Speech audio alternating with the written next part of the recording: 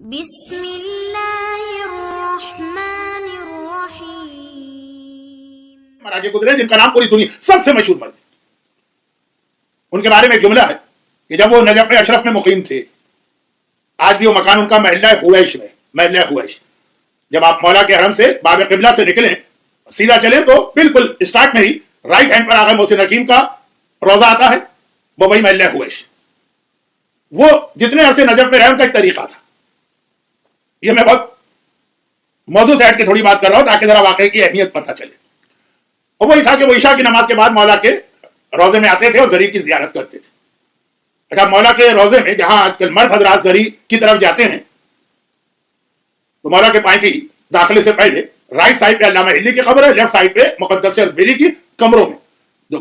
علامہ ہلی کی قبر سے ملی، علامہ ہلی کی قبر سے ملا ہوا چھوٹا سا حجرہ، اس میں 3 قبریں. یہ وہ علاقہ ہے جہاں لیڈیز کو آنے کی اجازت نہیں ہے، لیکن صرف یہ جو چھوٹا حجرہ ہے یہاں تک لیڈیز کو آنے دیتے ہیں. اگرچہ اصول کے اعتبار سے یہاں بھی ان کو نہیں آنے دینا چاہیے کیونکہ یہ وہ اس پورشن میں ہے جو جینٹس کا، لیکن صرف یہاں پہ اس میں 3 قبریں. اور یہ جو عظیم ترین مرجع کا میں نے نام لیا، یہ روزانہ مولا کی زری کی زیارت کرتے ہیں. میں 200 سال پہلے کی بات نہیں کر رہا، میں مشکل سے 40 سال پرانی بات کر رہا ہوں، 45 سال پرانی. وہاں 3 قبریں، وہ تینوں قبروں پہ ایک چھوٹے سے کمرے میں ہمارے خیال میں شاید 10 آدمی آ جائیں تو وہ بھر جائے. لیڈیز بھی وہاں جا سکتی ہیں، ہم تو اپنے قافلے کو لے جاتے ہیں.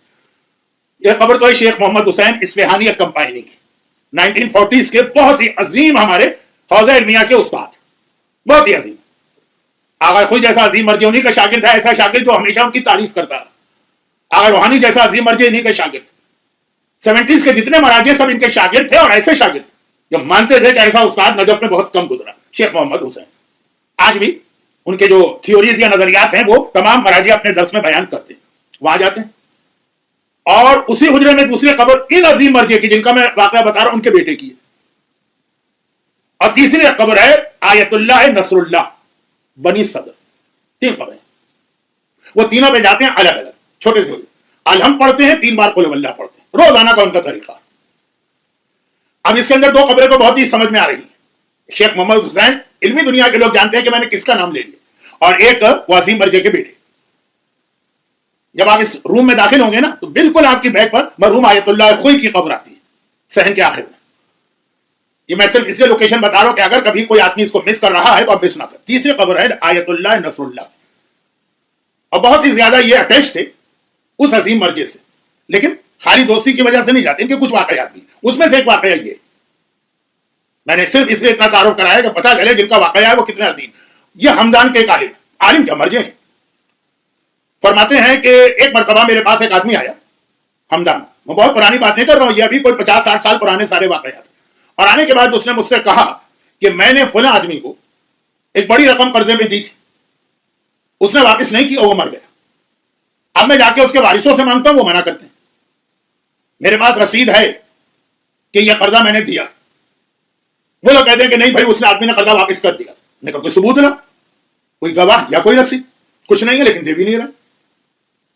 اور میں گیا، اس شہر کا جو چیف جسٹس ہے جو بھی ہوگا اس وقت کا، عبد الکریم لواسانی نام ہے، اس کے پاس کیس لے کر یہ رسید ہے میرے پاس، ڈاکومنٹ کہ میں نے اس کو قرضہ دیا، اور وہ منع کر رہے، واپس نہیں کر رہے. اب آپ اتنے بڑے عالم اس وقت تو ہمدان کے سب سے بڑے عالم آپ ہیں، آپ ہی کی بات کو مان سکتا ہے تو مان سکتا ہے، اور تو کسی کی نہیں ہے. یہ دیکھیے ثبوت، ثبوت دیکھا، بالکل پکا ثبوت. گئے ان کے پاس، احترام میں کھڑا ہو گیا، اتنا عظیم عالم آیا ہے ہمارے پاس، وہ خود بھی عالم تھے. کہا کہ یہ کیس ہے، تم کیوں اس کا ڈیسائیڈ نہیں کرتے ہو؟ تو بالکل 2 + 2 4 کی طرح ہے، قرضہ دیا گیا، یہ رسید ہے، سامنے والے کے پاس کوئی پروف نہیں ہے، وہ ایسے ہی گہرے کے واپس کر دی. کہا کہ نہیں میں جانتا ہوں. وہ جو بیوہ عورت ہے تو غریب بھی ہے اس وقت اور انتہائی نیک و دیندار ہے.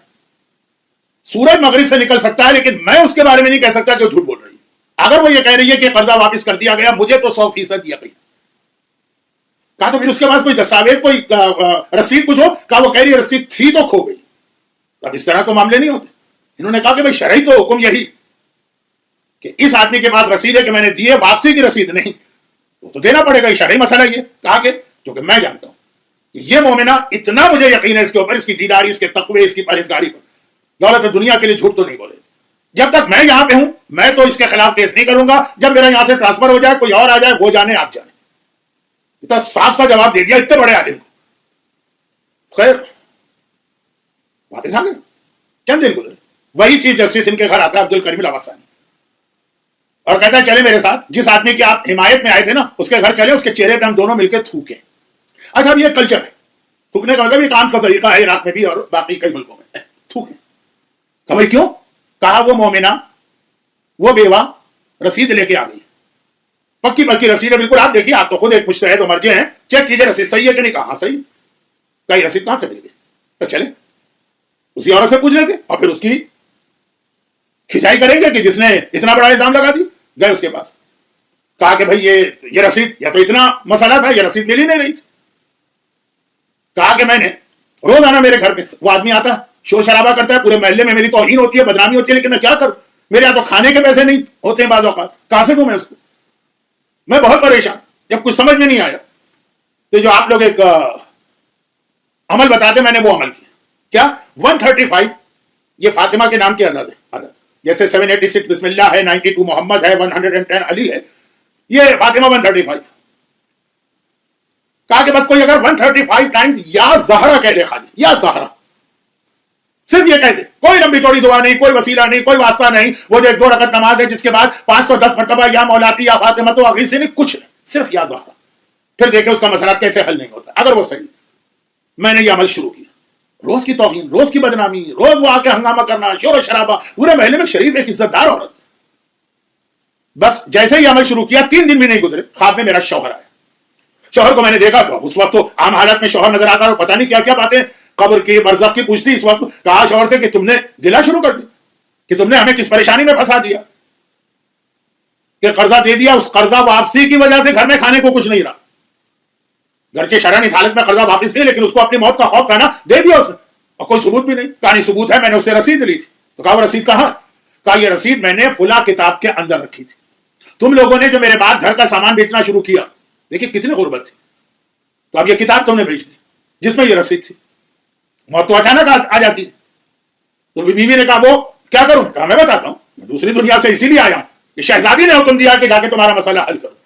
یہ کتاب تم نے بیچی, تم لوگوں نے بیچی, تمہیں بھی نہیں پتا کہ کون خرید کے لے گیا, فلاں آدمی, یہ اس کا ایڈریس ہے, وہ اس محلے میں رہتا, ابھی تک اس کے گھر میں یہ کتاب ہے, اس کے گھر میں جاؤ, اس کے گھر میں پوری ایک لائبریری. اب مثلا شیلف نمبر 4 پہ جانا, اتنی ساری کتابیں ہیں, اس کے اندر یہ 8ویں کتاب جو اٹھانا, اس کتاب کے اس پیج نمبر کو کھولنا, وہاں پہ رسید ہوگی. میری آنکھ کھل گئی, اور میں پھر صبح سویرے گئی, اس کو پوری صورتحال بتائی.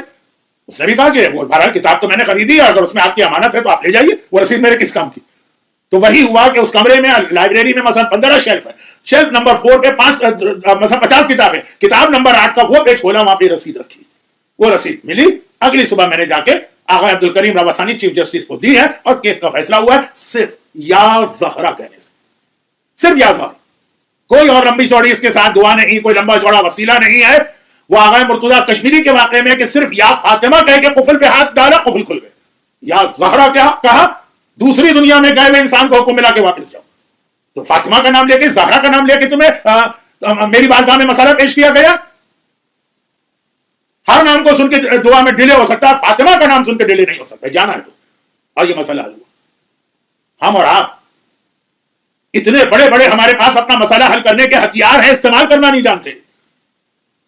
جیسے مجھے اٹھا کر کسی فارمیسی میں بٹھا دیا جائے, ایک سے ایک بہترین دوا ہے, مجھے نہیں پتا کون سی بیماری کی کون سی دوا, میں نہیں استعمال کر پاؤں گا. لیکن ایک وہاں کا سیلز مین جس کے پاس ڈگری بھی نہیں ہے, 4-5 سال اس دکان میں کام کیا ہوگا, وہ خرچ سے بتا دے گا, پیٹ میں درد ہے تو یہ, بخار ہے تو یہ, سر میں درد ہے تو یہ. ہمارے پاس فاطمہ کی شکل, زہرا کی شکل, خالی نام, اتنے عظیم نام ہیں, کائنات ان ناموں پہ چل رہی. آج بھی آپ کا بڑے سے بڑا مسئلہ حل ہو سکتا ہے. صرف بات یہ عرض کر دوں کہ بعض علماء نے اس واقعے سے ہٹ کر یہ بیان کیا ہے کہ وہ جو واقعے میں آیا کہ اتنی مرتبہ آپ شہزادی کا نام لیں, اور وہ نام بھی زہرا والا, یا زہرا, تو انہوں نے کہا ہے کہ وہ عدد اگر 110 رکھیں تو زیادہ بہتر ہے. 135 یا 135 نہیں, 110. ہر ایک کو معلوم ہے کہ 110 میرے مولا کے نام کا عدد بنتا ہے. تو یہاں پہ علی اور فاطمہ کا ایک میچ ہو جائے گا. نام زہرا کا لے رہے ہیں, لیکن اتنی مرتبہ جو میرے مولا کے نام کا عدد ہے, یعنی دوسرے الفاظ میں ہم یا زہرا کو ملا رہے ہیں ناد علی سے.